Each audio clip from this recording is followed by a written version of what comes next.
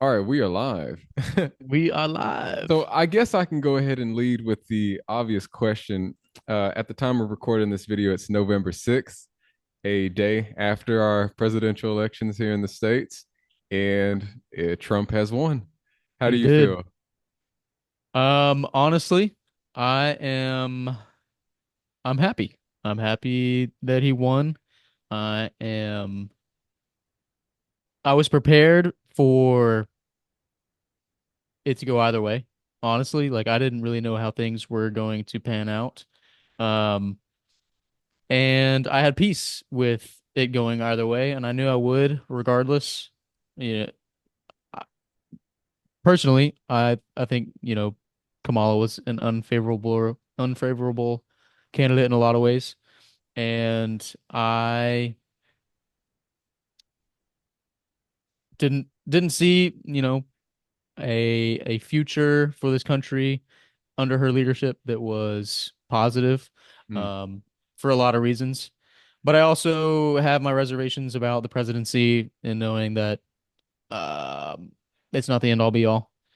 And like a lot of what we'll probably talk tonight about has to do with the local level and the community level and the family level of governance, not necessarily our federal elections. Although I am impressed that the Republicans were able to secure not only the presidential seat, but the House and the Yeah, Senate as well. yeah, That's crazy. It it hasn't was a full happened. sweep. Yeah, that hasn't happened since Reagan. Um, I think in 84. And then also the fact that Donald Trump, as the Republican, was able to secure not only the Electoral College, but the popular vote, Popular vote, which yeah, hasn't happened since Bush in 2004. yeah. Um, so just a lot of really impressive things. I think I'm impressed with the cabinet that maybe not the cabinet that he's put in place at this point, but the team of individuals that he's put together at this point, and I'm really excited for what like Trump. He's got his stuff great. He ran on some things that a lot of people find favorable, but I think that more importantly, he's got a team of competent, intelligent, uh, patriotic individuals that I think will do our nation an even better service than necessarily what Trump is able to do by himself. Um, so those are my initial feelings. What about you? Yeah, man, I can echo a lot of the same things you said. So to be completely honest, though, I was I was actually expecting Trump to lose. Like, Really? yeah, not gonna lie, I was actually expecting him to lose because, and the reason for that was because I've, like most people, have noticed just how heavily he's been attacked, and especially the way the media bolstered Kamala as opposed to trashing Trump, and I figured that that would have way larger of an influence than it actually did. In a sense, I guess it sort of backfired, and much of not just the presidential election but also just the whole sweep, with the Republicans winning the Senate, winning the House, keeping the majority in the House. I think it's indicative of this really abrupt transformation or shift in American politics, and not only our politics but our culture. And I think that it's something that we should be a bit optimistic or hopeful about. I think we can all readily agree that at least what we're observing today, the state or condition of the nation as it stands is not in a good place. And of course, as cliche as it is to say, we're very divided along political lines. At least, maybe with this abrupt transition, this is probably what we've needed. You know, like it hasn't been uncommon to hear people make remarks about, oh, we're on the cusp of a revolution or a civil war. And, you think about that and like when you really stop to reflect on that, I mean, that seems very extreme, but Yep. that really does kind of convey the emotions and the feelings and thoughts that people have been having for the past, several years. And, you know, anyway, I think that, yeah, this this whole outcome is something that we should look forward to. And I also echo what you said about the people that Trump has surrounded himself with. He's surrounded by a lot of really good people. I feel like I'm the most optimistic about RFK, and I'm sure you can anticipate why. Yes, sir. Um, Yeah. that was that was pretty surprising that he ended up coming out and endorsing Trump. But yeah, man. I I think now our direction should really turn to sort of asking ourselves, what is the American citizen's role in not just our politics, but our society at large? And the reason I think we should be prompted to reevaluate this is because, in my opinion, um, we have devolved into a state of political dependence where it seems like our livelihood, our welfare, everything, basically every sphere or area of our life depends on who's sitting in the White House. And not to sort of underappreciate the role or the power of the presidency, because the president is powerful. He plays a very instrumental role in our society, in our politics, obviously.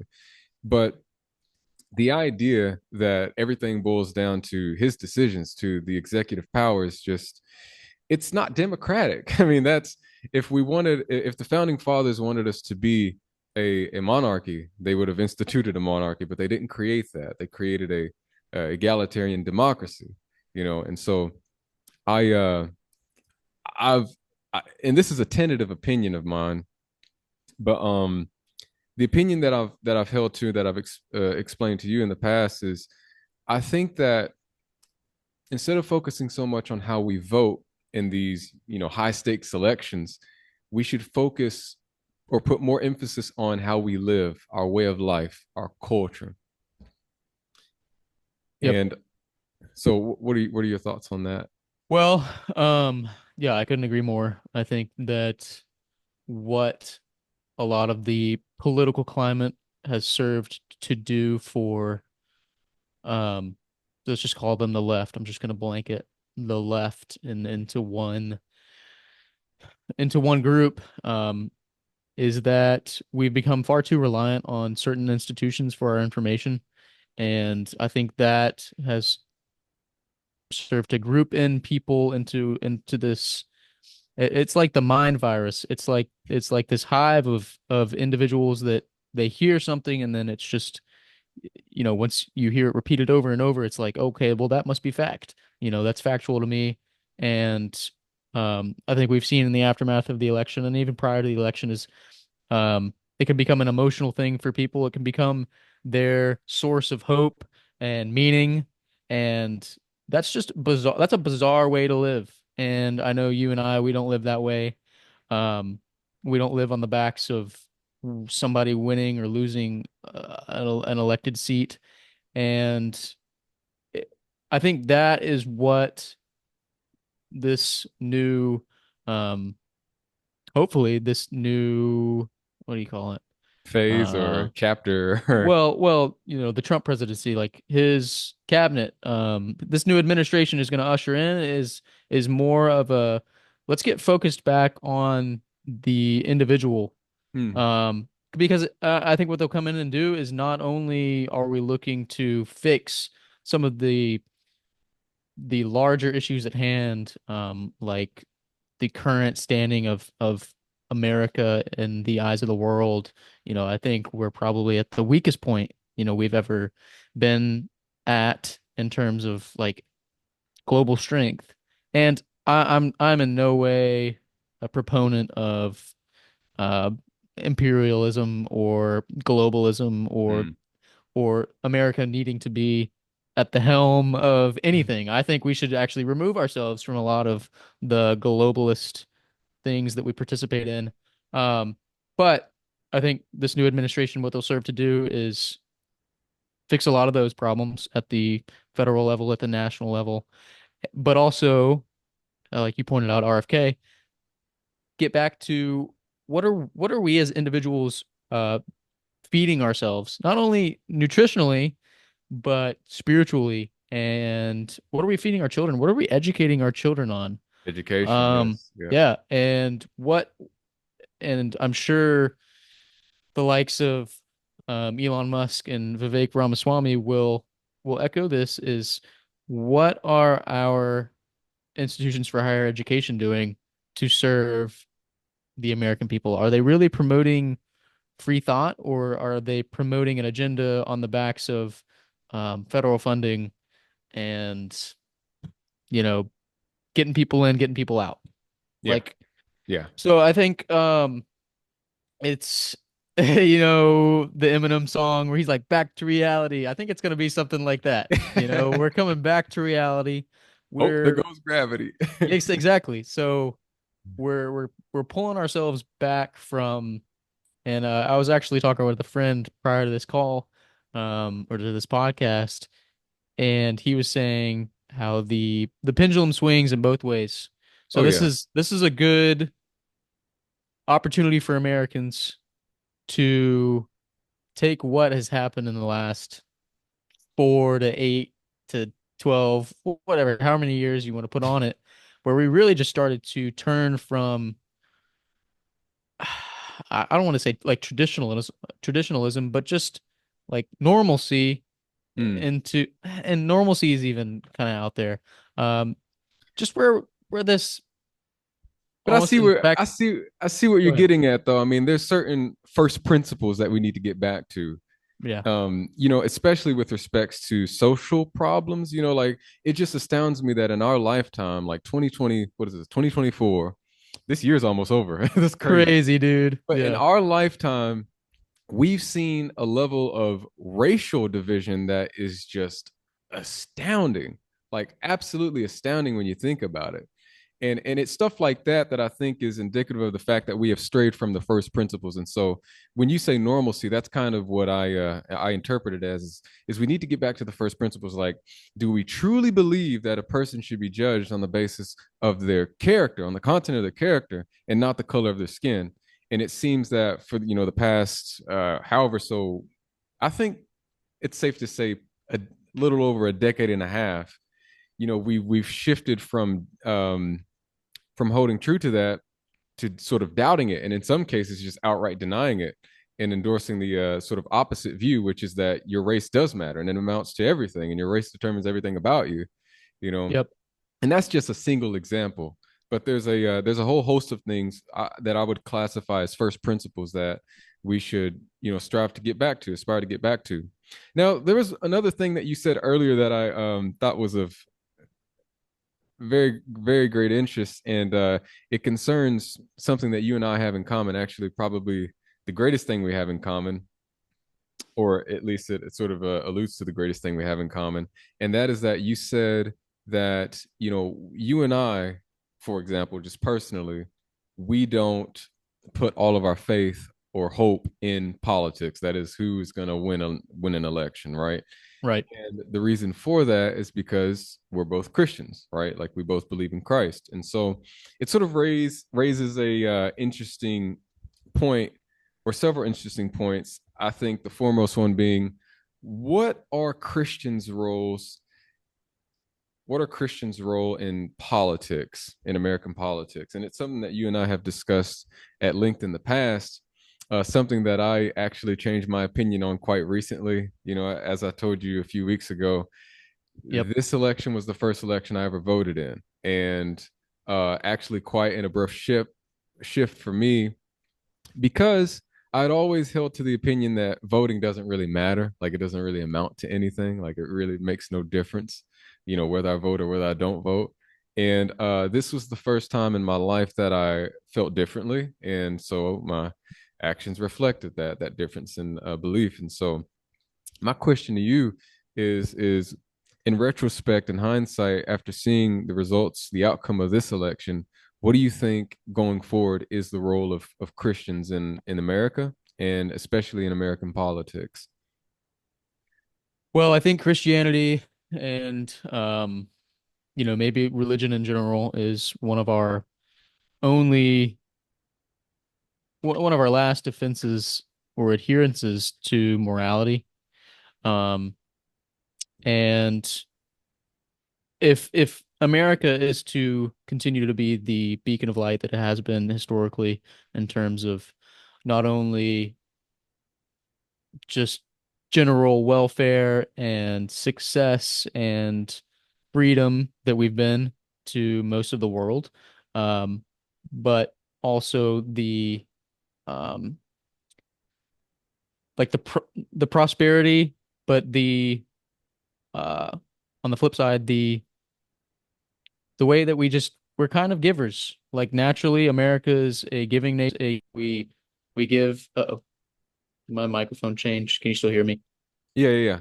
You Okay, good?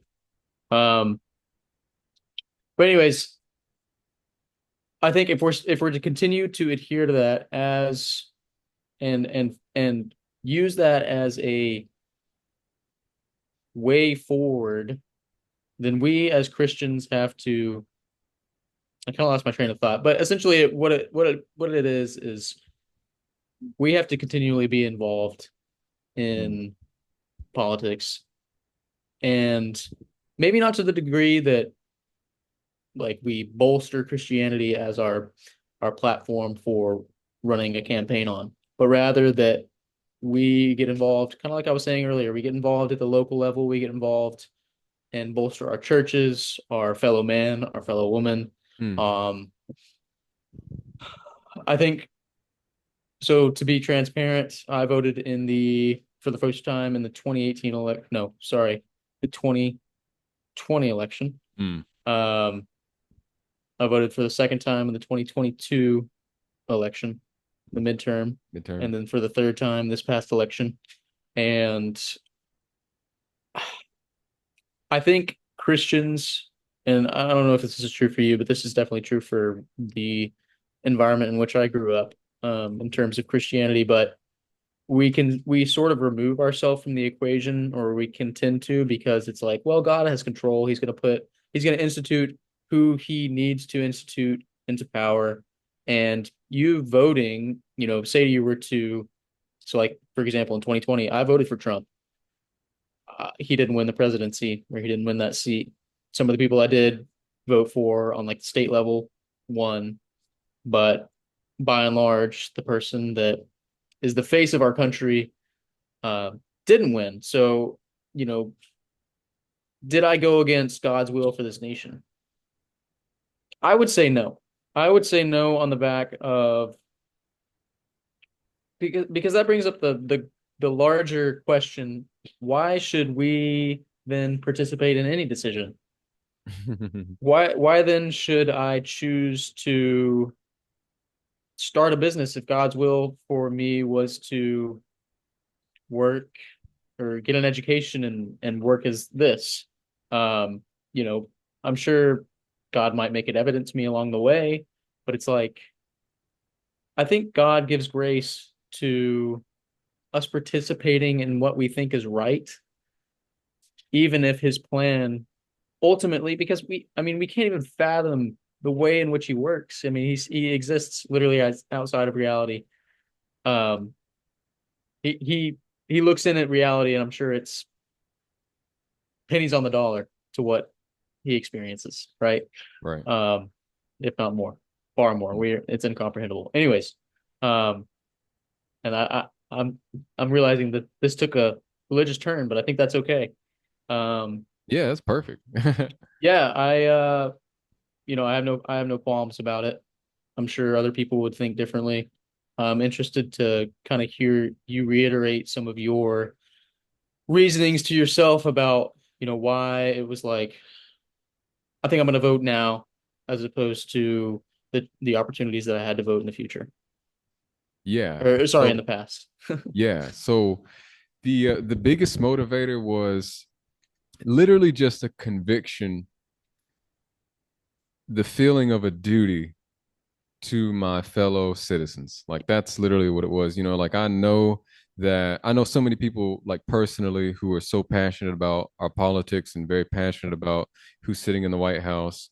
And, I felt like I owed it to those people to, express my preference. Right. So that was really the thing that tipped me over the edge. I still do hold to the opinion that at the end of the day, like voting is important. The presidency is important. Who we decide like collectively to be the president isn't a very important thing, but ultimately, I'm striving to raise awareness among people, to place more emphasis on how we live, our way of life. Now, to sort of segue back into the question regarding, what is a Christian's role in American society or American politics? I feel like there's so much to dissect here. One of the reasons that I pose that question to you because in many ways our nation is a reflection of Christian values or Christian principles, what may be classified as Christian values or Christian principles. And at one time, this nation was predominantly the majority Christian, Protestant, right? And I think I probably have to fact check this, but I'm pretty sure that's no longer the case. I'm not entirely sure. And if it still is the case, then it's very likely that within decades it may not. I don't know what trends are, but I raised that point because I think it's essential to sort of question, what is a nation? And by my standards, a nation is not necessarily a territory or a government, it's a people, right? And when you look at a people, what unites a people, what makes a people a nation is some sort of common identity, right? Some common ethos. And I think that we're one of the greatest hurdles of our nation is the fact that we're so diverse ethnically, nationally, racially, um, religiously. There's so many things that can potentially segregate and divide us. And at some point, we really have to look deep within ourselves and ask, like, what is it that we all have in common? Again, sort of getting back to the first principles. But it's so interesting to me that so many of those first principles are grounded in, again, Christian ideas or Christian beliefs, right? And Right. and so ultimately, as I've sort of alluded to, like the entirety of this podcast, I think that the emphasis should be placed on how we live our way of life. And I think that many times in estimating the greatness of the United States, like I believe this is a great country. I believe, despite its flaws, its imperfections, its sometimes tragic and chaotic history, I think it's a great country. I don't necessarily think it's great because of, say, the material prosperity, the sort of military or economic superiority or grandeur. I don't measure greatness in those terms. I think that greatness lies in the people themselves, the people who have convictions that compel them to move in the direction of virtue or justice or freedom or equality, the right kinds of justice and freedom and equality. And it's so funny, man, like we live in such an Orwellian age where even the terms I just used take on different meanings depending on who's using them, depending on who's saying it. So, we live in such an interesting time, and I think that we're in, with everything that has happened, like we're in the perfect sort of moment to capitalize on sort of reframing the narrative, reframing the ethos, or just actually not even reframing it, but I think properly framing it, because it's already been reframed um, in the wrong way. And I think we need to get back to, again, the first principles, reframing it in the right way. And so, Yeah, so I think one of the things that bolsters my confidence for that way of thinking, that we are now at a point where we should be able to start reframing, like you're saying,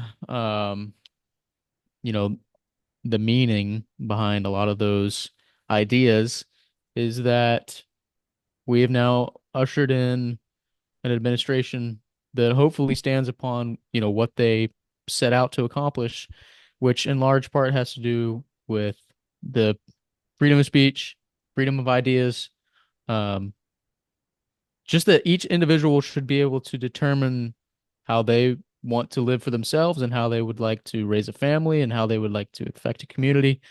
Um, and so that, like, for example, this morning it was like Trump won.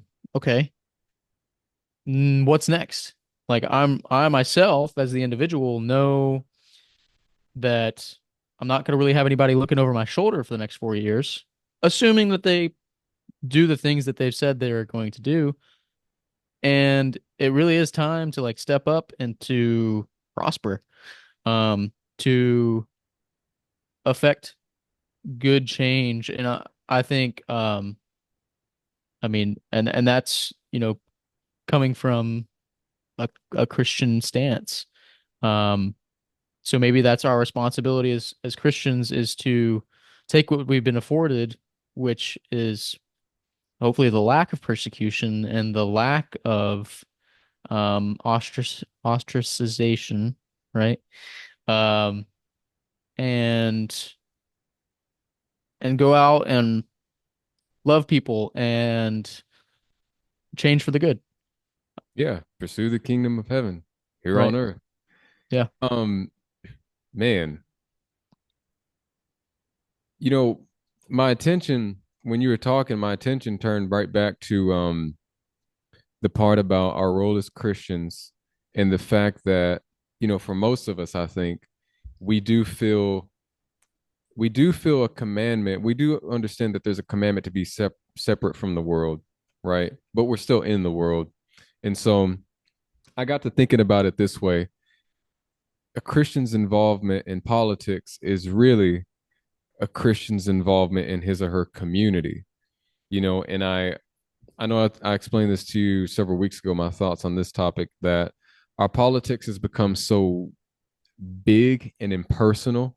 It's no longer personal. Like, individual Americans don't feel like they can affect a lot of change. They feel like they're at the mercy of a very powerful few individuals. And that's why we exalt the presidency to the status that we do, is that, like, we have this expectation that the president is either going to make or break the whole nation, and it shouldn't be that way. Right. And so on that, sorry to cut you off, but um yeah, I think what has happened in large part is if you support one of the two candidates, you wholly and completely identify with that person. Um, and I would say my perspective is I don't have that thought about individuals that voted for Kamala or that exist on the left at all. I don't Mm, think that they truly, if you were to have a conversation with them and really just divvy, some of the things that she's come out and said that she's going to do up and asked whoever their her supporter is about those things, that they would line up on the majority of those things mm, probably. I mean, I'm sure there are those that are out there that would, um but I think what they've done, and I'm not blaming at all, but I think this is the case, and this is where we exist right now, is that they would look at a person that's voted for Trump and be like, oh, well, you wholly and objectively identify with him mm. as a person in the area of, and they would probably, I think most people are this way, unfortunately, would identify you as a sexist, as a person who, you might be a racist, or you might be a, I don't know, transphobe, or whatever. A You could put bigot, they're gonna yeah, a call you bigot a, in yeah. general. You could put a million different monikers on it, but I think at the end of the day, it's like you're saying, we have just kind of subscribed individuals to only being able to identify with one thing. And I was, like I said, I was talking with a friend of mine before this, and it was like, I don't agree with Donald Trump on the fact. So his belief on abortion is that he's pro-life up until it becomes a case of life or death of the mother or incest and rape. And so the exceptions, right? Mm, I am of the belief that, yeah, I don't believe in exceptions. I believe that at conception that's a life, and if you were to take that life, that's murder. So mm, I'm pro-life all the way to conception. And so there's something that I don't identify with Trump on, and I'm sure there are other things, if I were to have a conversation with a man, that we probably wouldn't identify with each other on.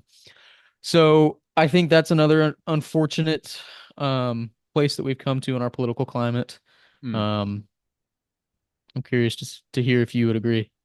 Yeah, 100%. I totally agree. It's basically we've gotten to a point to where they have a sort of all or nothing mentality, Right. for politics, and it's you just can't have a a democracy without compromise. Like there has to be compromise. There has to be, like, obviously there's certain non-negotiables, and I think that those should be very clear. Like there's certain things that we cannot compromise on, right? But like for example, using violence to um influence our political system, right? It's like we should all condemn that. That's just an example of a non-negotiable. But then there's other things where we can, okay, we can debate and we can reason and we can try to find ways to, make the most optimal outcome for everyone, right?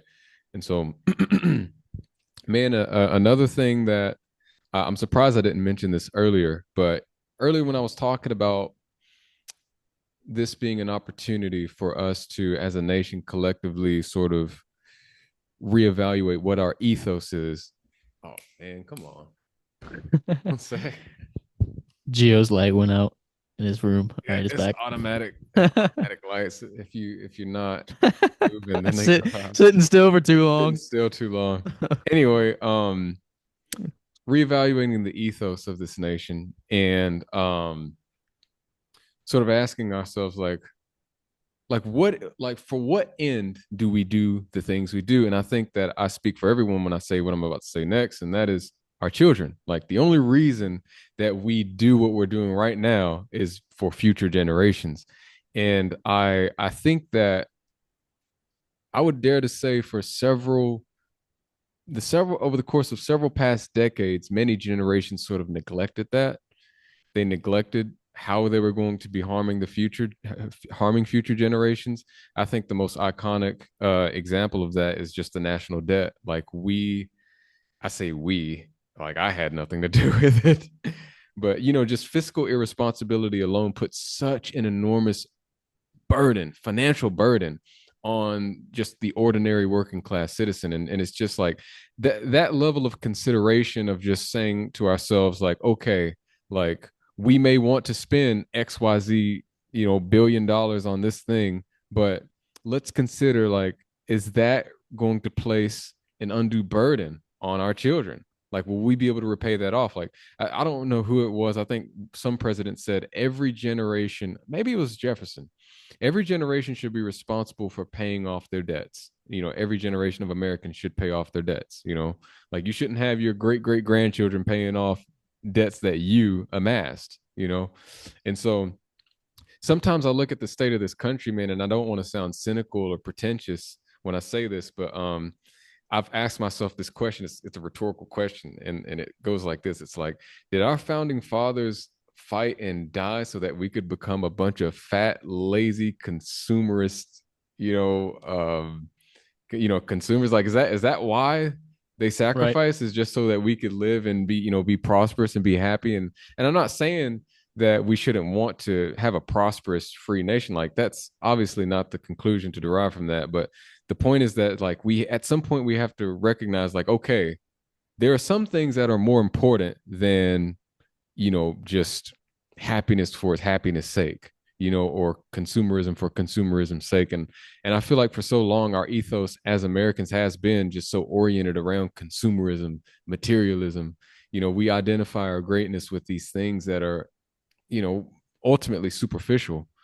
And not to say that they're bad, like we obviously like we I love living in a first world developed country, not bashing that. But at the same time, it's like there's something that's a bit spiritually corrupt about it. And I think about that passage from scripture when Jesus said, what does it profit a man to gain the whole world and lose his soul? And in many ways, I think that the United States is like that. We're like the man who gained the whole world and yet lost his soul. And fortunately, I feel like we're being spared. That may seem a bit taboo to some people, but I do feel like God has given the people of this nation another opportunity to really turn things around if we want to. And if we don't, then, we'll be just like every other civilization that, rose and fell. Yep. And most notably, I think about, the Israelites themselves. Um, we go through these periods of prosperity, of obedience to what we believe is right and virtuous or good, whether that's derived from philosophical principles or God, whatever the basis is. We aspire to something greater than ourselves, but then when we lose sight of that and we devolve into just hedonism, then we're bound for self-destruction. That's the recipe Right. for self-destruction. And so, Yep.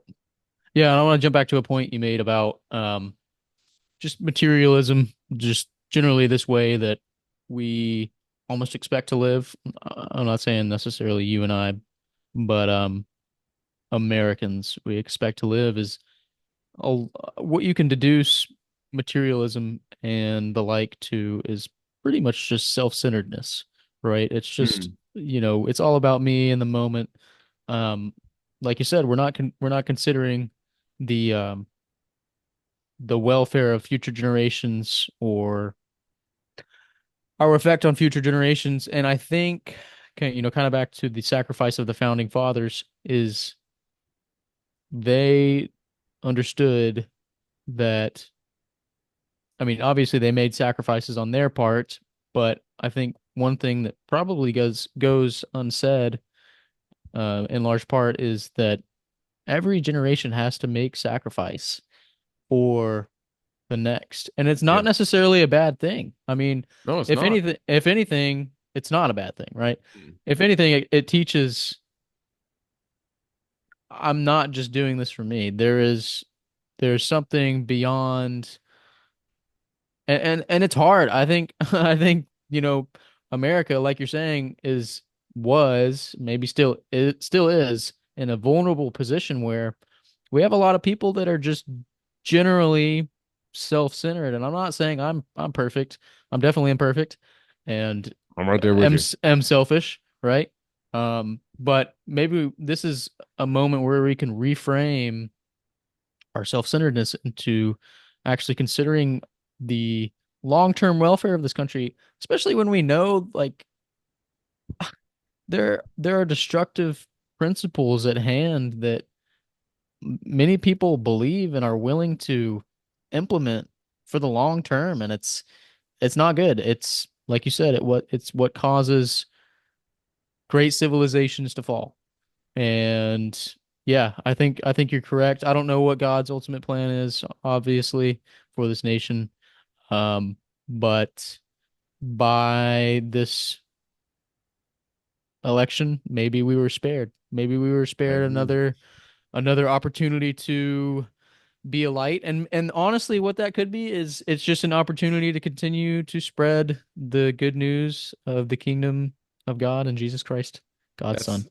yes. So, That is the whole point. That's why we're here. That's why yeah, we're here. And so, yeah, if God allows this nation to endure for one more century, then so be it. Or so be it. or one more decade. It just Yeah. we know how the story ends, fortunately. So, we Yes. we were at the end of the book. Yep. So, man, we out of time. Unfortunately, I do wish we could keep going though. We'll have to make a part two. Yeah, yeah, yeah, absolutely, dude. Thank you so much for hopping on to this one with me. And I'm sure next time we pick up, man, we'll have had a lot of newfound ideas and revelations by then. Amen. We'll see y'all and see you on the next one. Yes, sir. All right. Take care, my brother. You too, bro. All right, bye-bye.